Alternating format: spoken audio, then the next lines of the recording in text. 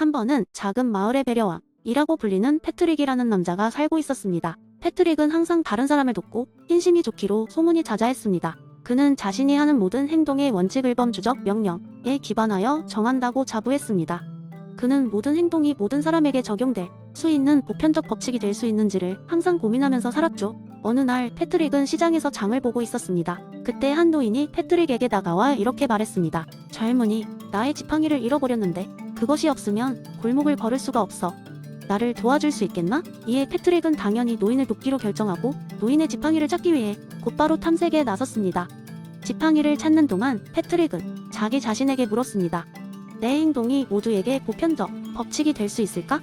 만약 어떤 상황에서나 누군가 어려움에 처했을 때 모두가 돕기로 한다면 세상은 정말 더 좋은 곳이 될까? 그는 곰곰이 생각했지만 분명히 이것이 바른 행동이라고 결론지었습니다. 그러나 이야기는 여기서 끝이 아닙니다. 패트릭이 골목골목을 누비며 지팡이를 찾던 중에 갑자기 장대비가 쏟아지기 시작했습니다. 하지만 패트릭은 지팡이를 찾기 전까지는 멈출 수 없었습니다. 결국 그는 비에 흠뻑 젖고 말았고 그 모습을 본 행인들은 모두 혀를 찼습니다. 패트릭이 지나치게 착한 척을 하는군. 비가 이렇게 오는데도 굳이 그 지팡이를 찾아야 하는 이유가 있을까? 그때 패트릭은 순간 멈칫했습니다. 내 행동이 왜 오해를 사게 된 걸까? 내가 정말로 명령에 따르고 있는 걸까? 패트릭은 깊은 고민에 빠졌고 그는 집으로 돌아와 따뜻한 차를 한 잔 마시며 다시 범주적 명령에 대해 생각하기 시작했습니다. 그는 결국 깨달았습니다. 보편적 법칙이란 단순히 무조건적인 친절을 의미하는 것이 아니라 그 상황에서 가장 적절하고 올바른 것을 고민하는 데서 시작되는 것이구나. 패트릭은 이후로도 타인을 돕는 것을 멈추지 않았습니다. 단, 그는 진정으로 그 행동이 모든 사람에게 유익한지를 항상 고민했고 때로는 다른 방식으로 도움을 줄 방법을 찾게 되었습니다. 이후 그는 마을 사람들에게도 그 이야기를 전하며 단순한 친절보다 더 큰 의미의 도덕적 고민을 강조하게 되었습니다. 모두가 범주적 명령을 따르는 것이 더 나은 세상을 만든다 라고 패트릭은 말했고 놀랍게도 마을 사람들의 행동에서도 그런 변화가 나타나기 시작했습니다. 사람들은 더 이상 무턱대고 착한 척을 하지 않았고 진정으로 생각하고 고민하는 능력을 키우기 시작한 것이었습니다. 마을은 점점 더 따뜻하고 배려심 넘치는 곳으로 변하게 되었고 패트릭은 자신의 깨달음이 많은 사람들에게 퍼져나가는 것을 지켜보며 자신의 신념에 대한 확신을 더욱 붙이게 되었습니다. 이 이야기는 우리에게 윤리적 사고와그에 기반한 행동이 얼마나 중요한지를 보여주는 예가 되었습니다. 범주적 명령이란 단순히 따라야 할 규칙이 아니라 깊은 사고와 고찰로 이끌어낼 수 있는 진정한 도덕적 비전이라는 것을 말이죠. 두 번째 이야기, 옛날 옛적 아니면 어쩌면 지금 이 순간에도 이어지고 있는 어느 작은 마을의 묵정문 마을이라는 곳이 있었습니다. 이 마을은 특이하게도 모든 사람들이 아리스토텔레스의 목적론에 따라 일상을 살고 있었죠. 사람들은 각자 자신만의 목적을 정해 그것을 성취하기 위해 항상 노력했습니다. 이곳에는 재미있는 이야기가 하나 있는데 오늘 그 이야기를 들려드리겠습니다. 마을에는 알폰소라는 아이가 살고 있었습니다. 알폰소는 항상 자신이 무엇을 위해 태어났는지 궁금해했지만 쉽게 답을 찾지 못했습니다.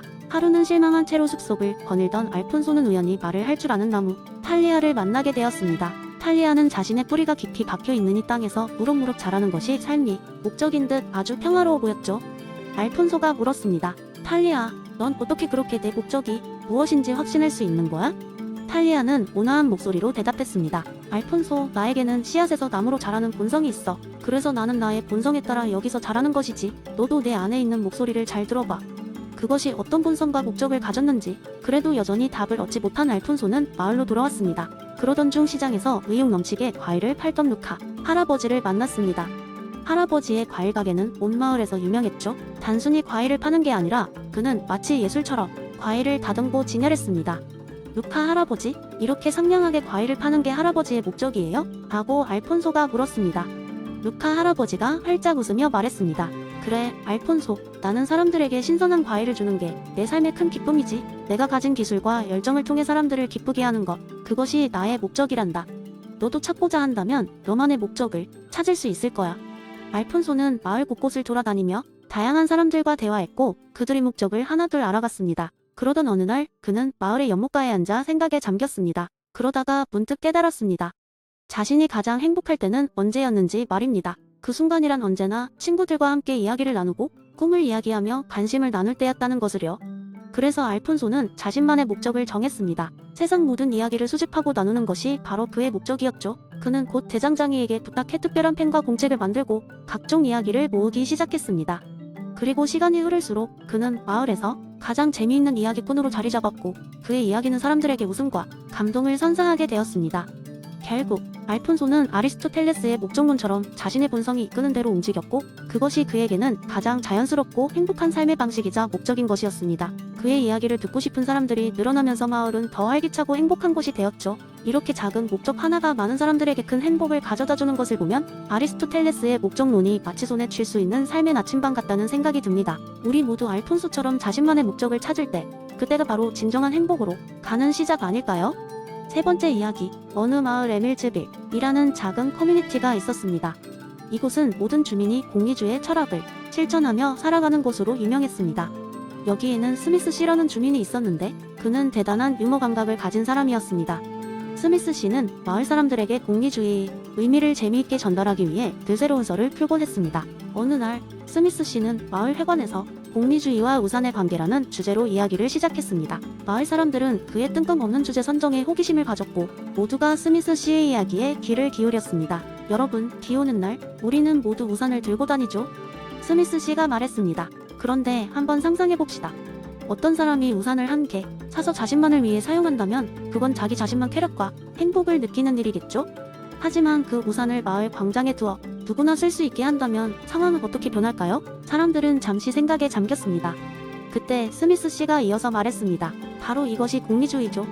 우산을 공유함으로써 많은 사람들이 비에 젖지 않고 행복을 느끼게 된다면 그 한 사람의 쾌락을 넘어선 더 큰 가치를 실현하게 되는 겁니다. 마을 사람들은 고개를 끄덕이며 그의 설명에 감명을 받았습니다.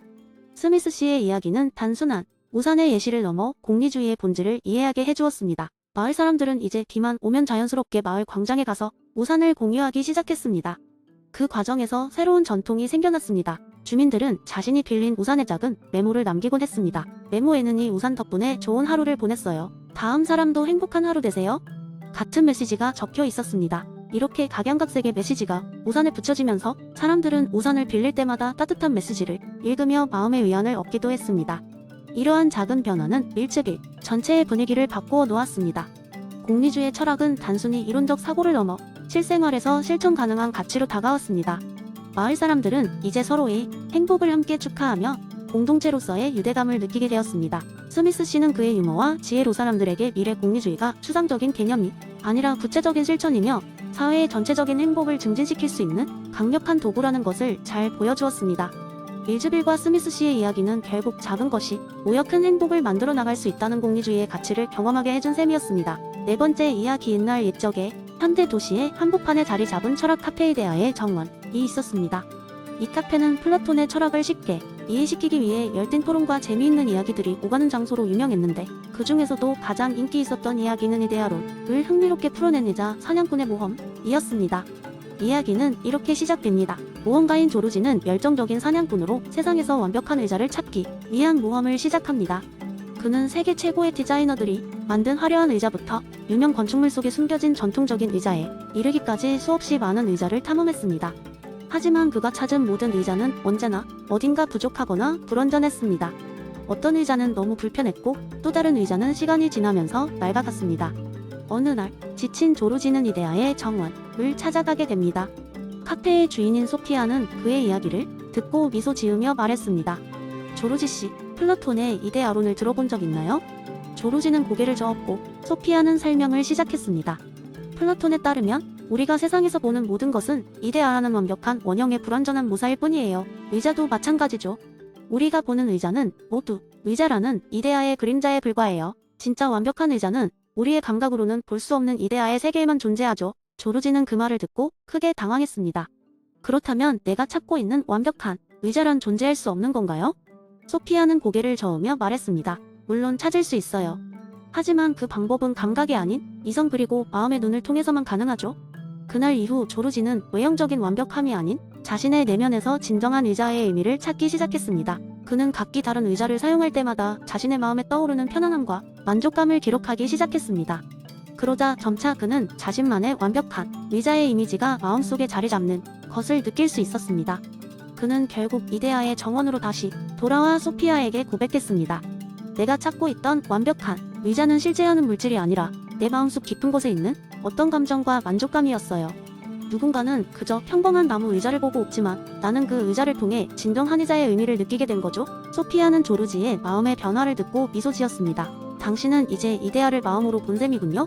그것이야말로 플라톤이 말한 진정한 깨달음이 아닌가 싶네요. 이처럼 조르지의 이야기는 이데아의 정원을 찾는 이들에게 깊은 깨달음을 주며 물질적인 완벽함을 넘어선 본질이 탐구를 장려하게 되었습니다. 그리고 이 재미난 이야기는 아직도 카페에 인기 있는 지속적인 전설로 회자되었습니다.